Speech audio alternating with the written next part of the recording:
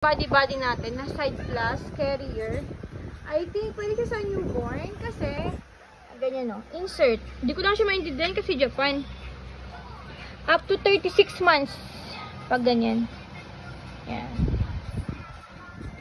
Tapos ito yung insert. I-insert ko na siya dyan sa loob. Yan.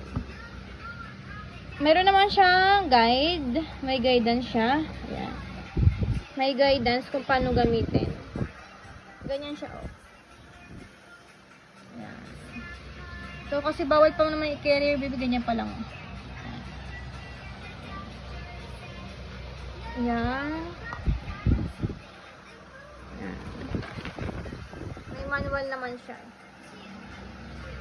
Ayan. Ayan. Hindi ko lang siya maintindihan kasi Japan. So, ito yung insert. Pag nakahiga si baby, nakaganyan. Ay, nakaganyan. Para alalay sa likod ng newborn yung baby. Labhan nyo na lang po. Need wash.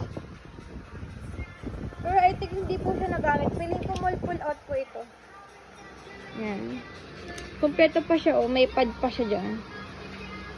May pad pa sa mga belt para hindi matigas.